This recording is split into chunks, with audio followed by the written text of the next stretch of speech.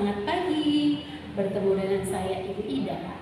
Hari ini kita masuk di materi kelas 5, kita ada di pembelajaran 7. Tapi sebelum mulai, mari kita awali dengan doa. Mari kita berdoa. Tuhan Yesus yang baik, terima kasih untuk kasih dan kebaikan Tuhan yang sudah kami nikmati. Saat ini kami mau belajar, Tuhan berkati hati, pikiran, dan telinga kami, supaya kami bisa mendengar dan mengerti apa yang kami dengarkan. Terima kasih Tuhan, di dalam nama-Mu kami berdoa dan mengucap syukur. Amin. Oke, baiklah anak-anak, untuk pelajaran kita hari ini, temanya adalah pengampunan Allah.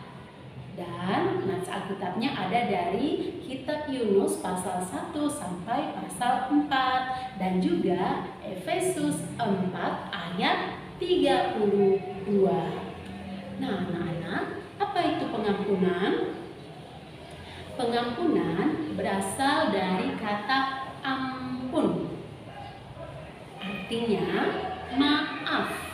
Berarti pengampunan adalah memberi maaf, memberi pengampunan kepada orang yang bersalah kepada kita, membebaskan dari tuntutan, membebaskan dari hukuman, dan tidak mengingat-ingat lagi kesalahan orang lain.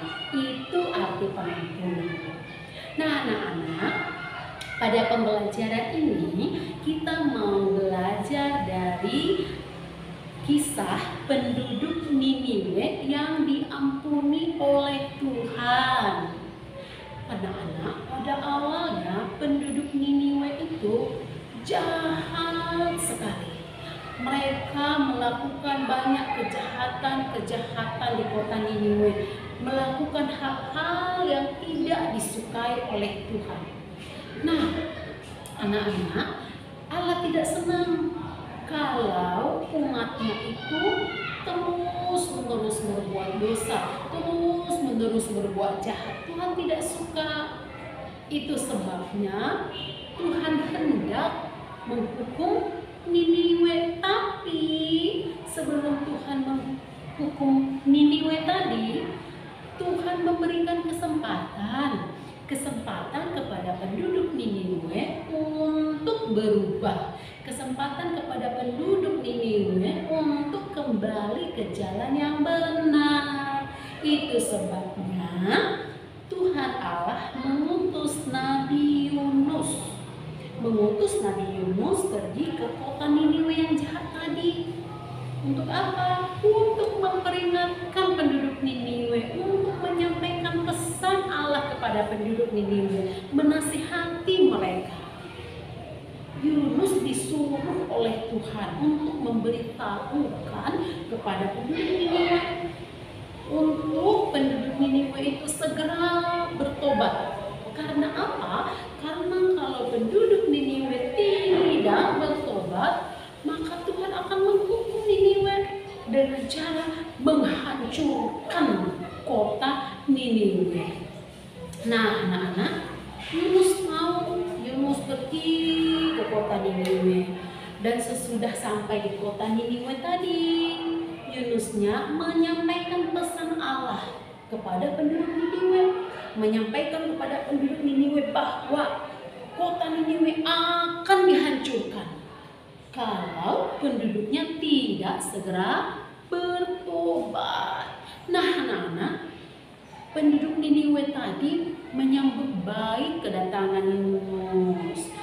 Penduduk Niniwe mendengar dengan baik apa yang disampaikan oleh Yunus. Dan yang lebih baik lagi, penduduk Niniwe ini setelah mendengarkan pesan yang disampaikan oleh Nabi Yunus, penduduk Niniwe itu menyesal. Mereka berkabung, mereka bersedih, menyesali dosa-dosa mereka, menyesali kejahatan-kejahatan mereka. Dan akhirnya secara bersama-sama penduduk Niniwe itu mohon ampun kepada Tuhan. Penduduk Niniwe itu puasa bersama-sama untuk memohon pengampunan dari Allah. Supaya apa? Supaya kotanya tidak dihancurkan oleh Tuhan.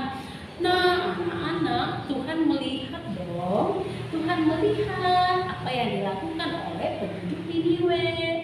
Tuhan senang dengan hal itu. Tuhan senang kalau umatnya itu yang jahat berubah menjadi baik. Itulah yang Tuhan mau. Nah, karena Tuhan melihat ada kemajuan, penduduk Niniwe yang jahat tadi tidak lagi jahat, sehingga apa yang terjadi? Tuhan tidak lagi menghukum Niniwe, Tuhan tidak lagi menghancurkan kota Niniwe, tapi yang terjadi adalah Tuhan Allah mengampuni penduduk Niniwe yang jahat tadi. Diampuni dosanya, tidak dihukum lagi, tidak dihancurkan lagi kota Niniwe-nya. Karena apa? Karena penduduk Niniwe mau mengubah hidupnya yang jahat tadi berubah menjadi baik. Nah, anak-anak kelas 5, apa yang dilakukan Tuhan tadi terhadap penduduk Niniwe, itu juga yang akan dilakukan Tuhan terhadap kita semua manusia. Karena apa? Semua manusia pasti pernah melakukan dosa, pasti pernah melakukan kesalahan. Tapi ingat, Allah yang baik hati, Allah yang maha pengampun akan mengampuni dosa-dosa kita, mengampuni kejahatan kita, asal apa? Kita mau mengakuinya dan mau mengubah hidup kita untuk lebih baik lagi. Nah, anak-anak ibu, ada yang harus kita ingat. Ingat bahwa mengampuni itu adalah anugerah Allah. Pengampunan yang diberikan kepada kita oleh Allah adalah anugerah Allah, pemberian Tuhan. Nah, anak-anak, karena Allah sudah mengampuni kita, maka kita juga harus belajar untuk mengampuni orang yang bersalah kepada kita. Bagaimana caranya ya? Caranya itu, yang pertama, kalau ada orang melakukan kesalahan kepada kita, kita fokus dengan pengampunan yang sudah Tuhan berikan kepada kita, dengan pengampunan yang sudah dianugerahkan Allah kepada kita. Kita ingat itu. Kalau misalnya sulit, orang bersalah kepada kita, kita sulit mengampuninya, ingat bahwa kita juga pernah melakukan dosa. Kita juga sudah diampuni oleh Tuhan. Sehingga dengan mengingat itu, maka kita akan dengan ikhlas, dengan senang hati memaafkan orang lain. Lalu apa lagi cara untuk mengampuni? Caranya adalah jika ada masalah, jika ada kesalahan orang, berselisih dengan orang, maka diselesaikanlah dengan jujur, diselesaikan dengan baik, supaya apa? Tidak ada dendam. Supaya apa? Kita ikhlas melepas maaf dari kita terhadap orang lain. Nah, anak-anak, mengampuni itu bukan pilihan kita. Artinya, mau nggak ya aku ampuni, nggak, bukan. Mengampuni bukan pilihan, tetapi apa? Mengampuni adalah keharusan, karena perintah Allah yang ada di mana? Di Efesus 4 ayat 32.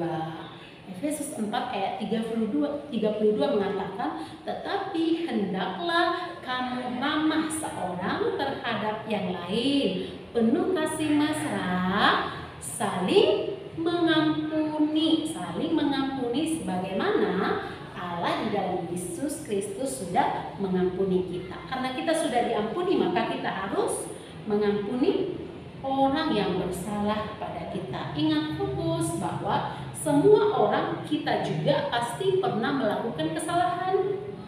Jadi ketika orang yang bersalah kepada kita, belajarlah untuk memaafkannya. Karena kesalahan kita yang besar sekalipun diampuni oleh siapa? Diampuni oleh Tuhan. Nah, apa sih manfaatnya jika kita mengampuni? Dan apa sih akibatnya kalau kita tidak mengampuni? Nah, kalau kita mengampuni, manfaatnya adalah kita akan banyak teman, kita akan banyak sahabat, lalu apalagi tidak ada musuh. Karena apa? Kita mudah memaafkan orang lain. Apalagi pikiran kita tenang. Kalau pikiran kita tenang, badan juga jadi sehat. Kenapa pikiran tenang? Karena tidak menyimpan hal-hal yang negatif dalam pikiran kita. Terus kalau kita tidak mengampuni, apa akibatnya? Orang yang tidak mengampuni, orang yang pendendam itu biasanya banyak musuh. Karena dikit-dikit orang salah didiamkan, orang bersalah dimusuhi, itu banyak musuh. Tidak ada teman, dan dia akan bisa disakiti oleh pikirannya sendiri. Karena apa? Pikirannya yang selalu buruk terhadap orang lain tadi akan mengganggu ketenangannya, sehingga belajar pun dia tidak konsentrasi, mengingat-ingat masa lalu yang tidak baik, mengingat-ingat kesalahan orang lain kepada dia, itu tidak baik.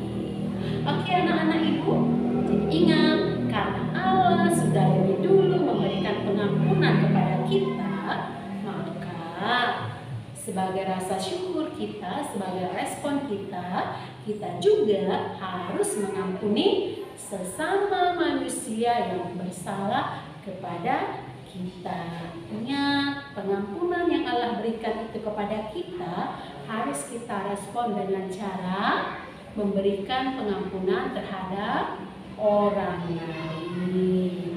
Karena tidak ada orang yang tidak pernah melakukan kesalahan. Oke, baiklah anak-anak. Sampai di sini pelajaran kita hari ini. Ingat, belajarlah untuk mengampuni karena Allah sudah lebih dulu mengampuni kesalahan kita. Oke, baiklah, mari kita berdoa.